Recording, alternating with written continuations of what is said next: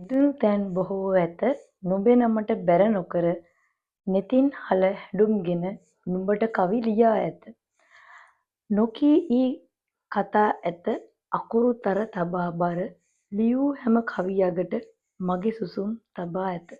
රසකතා ප්‍රකාශනයක් විසින් ගේන අරතරුව නුඹ අරතරුව මම අංජලි බණ්ඩාර. මෙයාගේ කවි පොතේ හරිම ලස්සන කවි තියෙනවා. ඒ කවි වලට රූප රචනක් තියෙනවා. මේ ස්කෑන් කෝඩ් එක හරහා අපිට ඒක බලා ගන්න පුළුවන්. ලස්සන කවි තියෙනවා YouTube එකේ. ඉතින් එයා ඒ පිදුම ලියලා තියෙන දේ පටන් ගමුද කතාව කියන්න. පිදුමේ තියෙනවා ඔයාට කියන්න බැරි වුණු හැම දෙයක්ම මෙතන තියෙනවා. ඒත් ඔයා කියවන්න නැති බව දන්නවා. මේ පොත් නොකියවන ඔයාට. එයා කවි ලියලා තියෙන්නේ ඉස්කෝලේ 6 පන්තියේදී. එයාට හැදිලා තියෙනවා ડિප්‍රෙෂන්. ඒ ડિප්‍රෙෂන් හින්දාම එයා බංජලි අණ්ඩාර කියලා Facebook page එක පටන් අරන් තිනවා. ඒ Facebook page එකේ ලියපු කවි තමයි එයා මේ පොතකට අරගෙන තියෙන්නේ. ඇස් දීලා තියෙන්නේ සංසාරේ ගනුදෙනු කරගෙන ආව මිනිස්සුන්ව දැක්ක ගමන් අඳුනගන්න. අඳුනගෙන ආයෙමත් නැවතුන තැනින් පටන් ගන්න. අපි එහෙම හිතුවට අපිට හුඟක් දෙනා හම්බෙන්නේ නැහැ එහෙම ගනුදෙනු කරගන්න. සමහර මිනිස්සුන්ව අපි හම්බුනාට අපි මේ මිනිස්සුන්ට සෑහෙන රැවටෙනවා.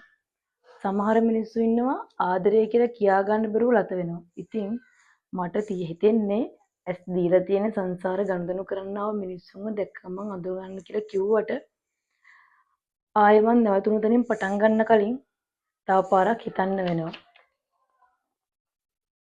මාව ලැබෙන්නේ නැහැ කියලා දැනත් ඔය ඇස් දෙක මම මැත්තේ තියන් ඉන්නේ. ඒ ඔයාගේ ඇස්වල තියෙන අහිමි වීමේ වේදනාවයි ආදරේ දරා ගන්නවත් මගේ හිතට හයියක් නැහැ. ඔන්න ලස්සන කවියක් තියෙනවා.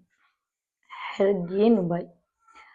කාලයකට පෙර ආදරෙන් හිටි අපේ මතකය මා ළඟයි. ආදරේ ළඟම වූ සිහිනය මගින් හැරගියේ මා නොවේ. මෙන්න තවත් ලස්සන එකක් තියෙනවා. කසාදේ බස්සෙකු විවාහ විය මාළ ගෙරවියක් සමග. ඒක ගොඩක් අයට දෙන දෙයක්. කතා කරන ගෑනු ළමයෙකුට කතා නොකරන පිරිමි ළමයෙක් හම්බුනහම හිතා ගන්න පුළුවන් නේ ඔයගලන්ට නේද? ඒ වගේම මේ තියෙනවා අර ස්කෑන් කරලා මං කියන්න කිව්වේ කවියක් නේ. වගුරට ප්‍රේමය. මේක ස්කෑන් කරලා බලන්න පුළුවන් හරි ලස්සන කවියක්. ඒ වගේ කවි ගොඩක් තියෙනවා මේ පොතේ. පටාචාරා තිබ්බා කුමරෙක් බඳින්න. පටාචාරට තිබ්බා කුමාරයෙක් බඳින්න. පටාචාරට තිබ්බා හොරෙන් පැනලා නොයන්න. පිය රජුන් කී ලෙසට කුමාරයෙක්ම බඳින්න. සැප පිරුණු මාලිගයක දරු පැටව වදන්න. උණුත් ලොකු උණ කලක මුණුපුරොත් බලන්න. උනානම් ඒ ලෙසට පටාචාරට වෙන්න. අදත් මේ සංසාරේ අතරමඟ ඇවිදින්න. හරි ලස්සන කවියක් නේද ඒක? ඉතින් තියෙනවා මෙතන පොඩි කතාවක්. ඒ කතාව සුබ ගමන් කියලා. ඒ සුබ ගමන් එකේ තියෙනවා හරි ලස්සන වදන් කීපයක්. මම ඒ වදන් ටික විතරක් ඔයගොල්ලොත් එක්ක කියන්නම්. අර ඈත පේන සිටිජය ඔයාවත් මාවත් රවටනවා. මුහුදයි අහසයි මොන ගැහුණා කියලා මවාපාලා ඒ මායාවට ඔයා අහු වෙන්න එපා. වෙනද වගේ ඔහුගේ අතින් අල්ලන් යන්න එපා ඉන්න කියන්න මං උත්සාහ නොකළේ ඇයි කියලා අදටත් මං කල්පනා කරනවා. නටබුන් වෙච්ච නෞකා මෝදු පොතුලේ තියෙනවා. ඒ වගේ නටබුන් වෙච්ච පරණ මතකත් මගේ හිතේ තියෙනවා. මම හැමතිස්සෙම කියනවා වගේ මතක තමයි අපිව ජීවත් කරන්නේ. ඒ වගේම හිතින් යන්න හදන කිසි කෙනෙක්ව අතින් අල්ලලා නවත්ත ගන්න එපා. එයාලට යන්න දෙන්න. මොකද එයාලා මං හැමතිස්සෙම කියන්නේ රංගපාලි වරුණාම තමයි එයාලා යන්න හදන්නේ. ඉතින් එයාලට යන්න දෙන්න. මේ කවියත් හරිම ලස්සනයි. සසල ඌ රැලි පෙරලි පෙරලි පාර කියනා විටදී එගොඩට අතර මම් බව නොදැන නෞකා ඇදී දියඹට යාවි හිමිහිට.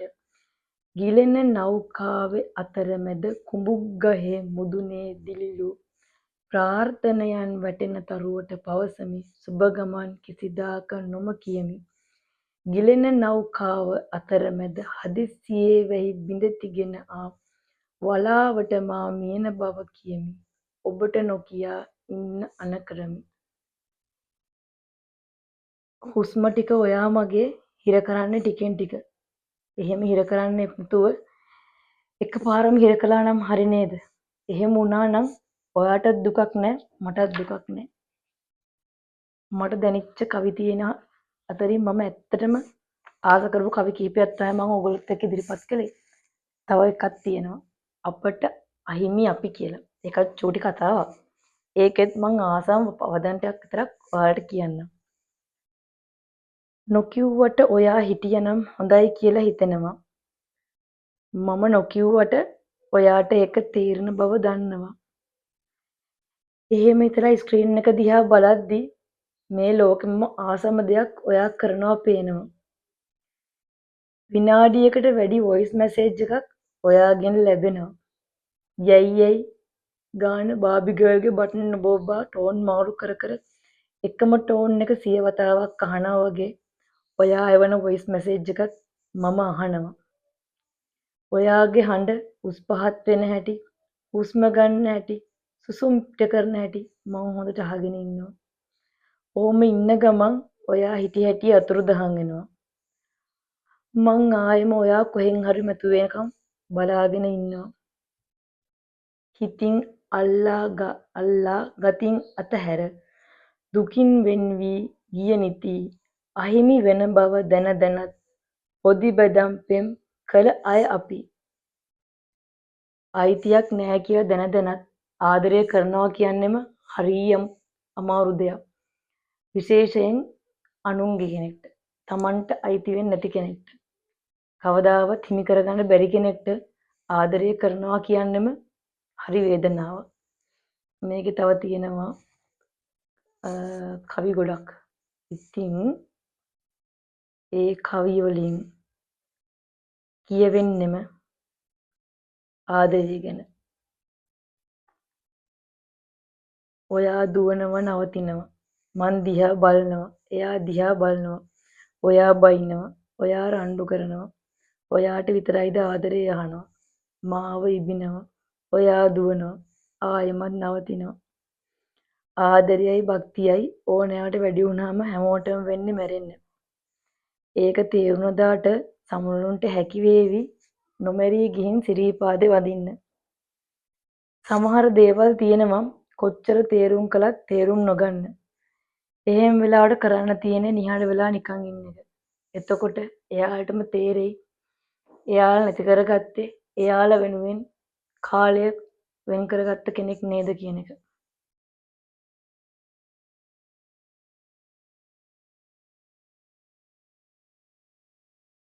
සමහර තැන් තියෙනවා අපි කොච්චර ගලප ගන්න උත්සාහ කළත් ඒ දේවල් ගලප ගන්න බැරි තැන්. ජීවිතේ අපිට හම්බෙන සමහර මිනිසුත් ඒ වගේ. ගැලපෙන්නේ නැහැ කියලා ගල්පගෙන ජීවත් වෙන්න කියලා හිතුවට එහෙම ජීවත් වෙන්න එපා. කවදාවත් එතන පැවැත්මක් ඇති වෙන්නේ නැහැ. ඒ වගේම ඔයාලට හැරෙන්න ඕනේ කියලා හිතන තැන් තියෙනවනේ. අන්නේ තැනකදිත් හැරෙන්න දෙපාරක් හිතන්න එපා. මම හැරිලා ගියොත් අනේ මේ මිනිස්සයා පවු නේද කියලා සමහරු දුක් විඳගෙන ජීවත් වෙනවා. එහෙම එපා. Tamanට හැරෙන්න ඕන පළවෙනි තැනකදී හැරිලා යන්න. ජීවිතේ කියන්නෙම හරිම අමාරුයි. මට ඒක දැනෙනවා. කොහොම හරි දරාගමු. මම මටම කියනවා. ඔව් ජීවිතේ කියන්නෙම දරා ගැනීම. එක පැත්තකින් බදින්න පොරොන්දු වුණු ඒ කෙලට කරන්නේ බොරුව. අනිත් පැත්තෙන් හිමි වෙන්නේ නැහැ කියලා දැන දැනම මම්මත්තේ ඔට්ටු වෙන ඔයාට මං වෙන මොනවා කියලා කියන්නද? මං හැමතිස්සෙම කියනවා වගේ මිනිස්සුන්ට ජීවත් වෙන්න මොකක් හරි හැබ්බැහියක් ඕනේ.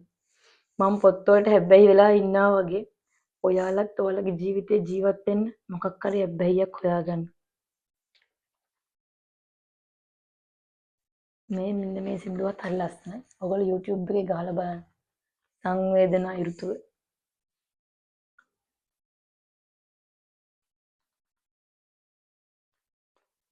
මොකද හැම දෙයකටම කලින් ඔයා ආදරය කරන කෙනාව විශ්වාස කරන්න.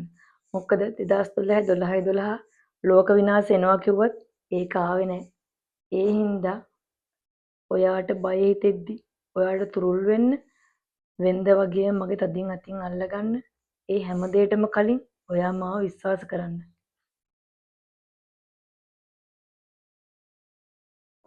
ආදරය කියන්නේත් එක්තරා විදිහේ යුද්ධයක්. ඔව් ආදරෙත් ඒ වගේ යුද්ධයක්. වෙන කෙනෙක්ට ආදරය කරන්න නම් ඔයාට ඔයා මුලින් ආදරය කරන්න වෙනවා. දත් නැතිදා උග්දඩු කුමකටද? මේ හරි ලස්සන කවියක් ඒක. වේල්ලා කරවෙච්ච මුල් පවා ගිලිච්ච ගස් වලින් කිසිදාක මල් එන්නේ නැහැ. ඇල් මරුණු හිත්වලට ආදරේ තිබුණාට ආයෙමත් කිසිදාක පණ එන්නේ නැහැ. ආදරයක් කියලා කියන්නෙම අපේ ජීවිතේ එකපාරක් ඇති වෙන දෙයක්. ඒ ආදරේ ආයෙ කිසිම වෙලාවක අපිට වෙන කෙනෙක්ට ඇති වෙනවා කියන්නේ ඒක හරි දැනෙන්න ඕන දෙයක් අපිට. එහෙම දැනන තැනක විතරයි ආදරය කියන දේත් අපිට දැනෙන්නේ. මේ පොතේ තව කවි තියෙනවා ගොඩක්. මම ඔක්කොම කිව්වොත් වැඩක් වෙන්නේ නැහනේ. ඔයාලත් අරගෙන කියවන්න. මේකේ තියෙනවා එයා ස්තුතිවන්ත වෙනවලු. එයාව අමාරුම කාලේ දාලා ගිය ඔක්කොටම. සහ අමාරුම කාලේ එයාව අල්ලන් ගිය හැමෝටම ස්තුතියි කියලා දාලා තිනවා. අතීතය කියන්නේ හැරිලා බලද්දි සුන්දර සිදුවීම් විතරක්ම තියෙන්න ඕන දෙයක් නෙවෙයි කියලා මට තේරුම් ගිහින්. ඉතින් මම ස්තුතිවන්ත වෙනවා. මගේ අතීතෙදි මාව බිඳවපු, අඬවපු, මාව රිද්දපු හැම මිනිස්සෙක්ම. මොකද ඔයාලා නිසා අද මං කවියෙක්. ඔයාලත් කියවන්න. බංජලි අණ්ඩාරගේ අර තරුව නුඹ අර තරුව මම. හරිම ලස්සන පොතක්.